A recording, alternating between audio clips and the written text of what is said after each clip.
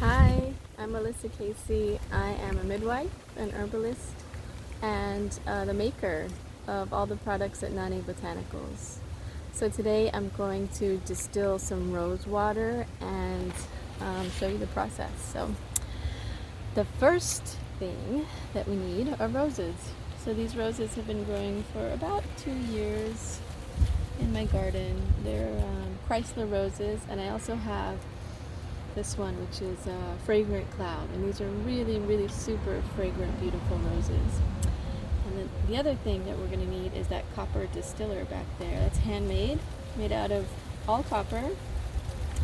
And what we're going to do is, before we pick the plants, we're just going to offer some compost in exchange and in some gratitude. So this is all fresh, homemade compost.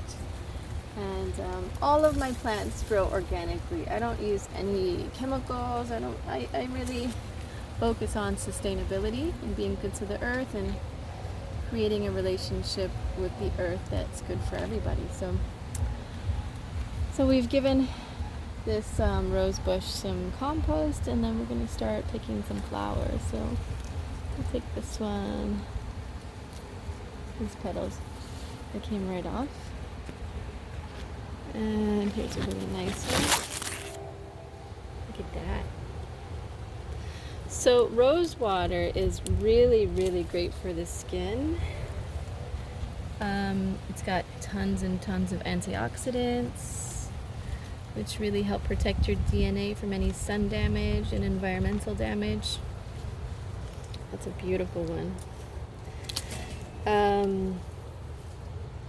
They're rich in vitamins. They help to tone your skin. So they're kind of astringent. They keep your pores nice and tight. They hydrate. They reduce redness. Roses are just beautiful. Beautiful, beautiful for skincare. I think we'll take this one too. This is a nice one. And then we'll leave the rest for tomorrow. Let's see how much we have. Here's what we have. Yeah, I think that's good. So now we're going to open the top of the still. And I already have some water in there. We'll just put the rose petals right in. There we go.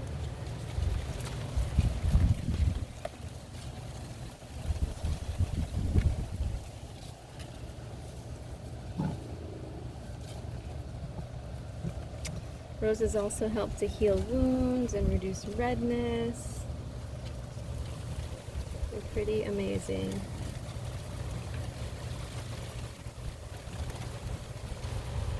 This one smells really, really good. And when this comes out, so what's going to happen is we're going to heat up this water here. Get all the petals out. We're going to place this right back on. So it's on a burner down here, and it's going to heat up the water that's already in there. It's filtered water, and the steam is going to rise up to the top.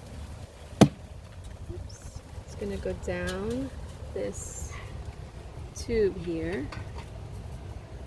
And then when it gets here, there's a condenser, and the condenser is just water that cools off the steam, and then the steam is going to catch into this jar, which I've already steam sanitized this jar. And what's going to happen is this water that's going to come out is going to be, it's going to have the fragrance and the essence of the rose in it. This is actually the first step to making essential oils. So it's going to have some of the essential oil in it. It's going to have the hydration, the water, the floral water in it, which the hydration is really, really great for your skin. A great way to hydrate without preservatives if you want to do a preservative-free beauty regimen. So what you'll do is you'll spray your face with rose water. And rose water that's distilled in copper is naturally self-preserving a little bit, and it's also pH balanced to into your skin's acid mantle, so it's perfect. It'll just blend right into your skin. It'll hydrate you, and then you'll seal it in with some oil, some really high quality oils for your face. And essentially that's what's in a moisturizer anyways.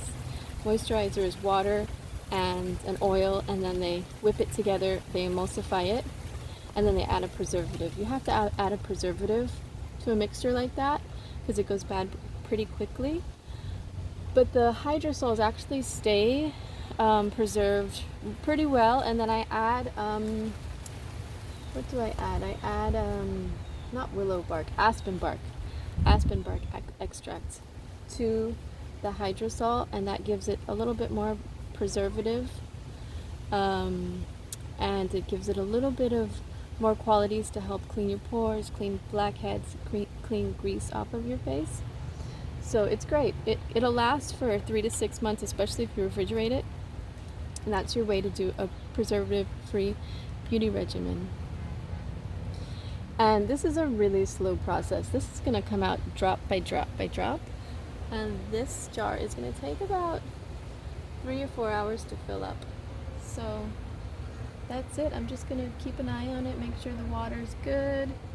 And tomorrow I'll get the rest of these roses when they bloom. And I'll have some really beautiful rose water for you.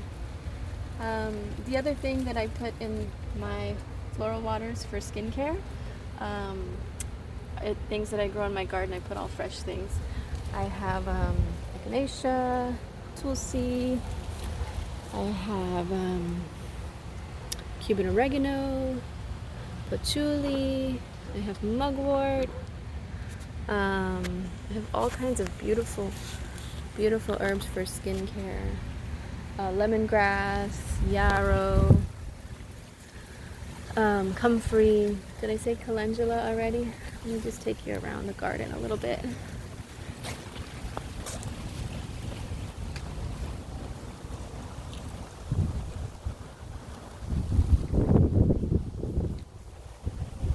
Borage is really, really beautiful for women. Borage oil is amazing for skincare. This is mugwort. Look at how nice that looks. These are about to flower. Got some ashwagandha growing back here. Some rosemary. Rosemary is beautiful for the skin and the hair. Oops. That's ashwagandha. Some more roses that aren't blooming yet. Some rosemary. Let's see what we have in here. Gingers, awapuhi gingers. Those are amazing for the hair, and they smell really good. I can't wait for them to bloom. I'm going to try to distill some of the awapuhi ginger. Peppermint. This is Thai tulsi. This is calendula. This is amazing for skincare. Just amazing. Cuban oregano. This is echinacea. Hasn't bloomed yet. Some fennel. And yeah, that's it for this side of the garden. So I hope you all enjoyed that, and I'll see you next time. Bye.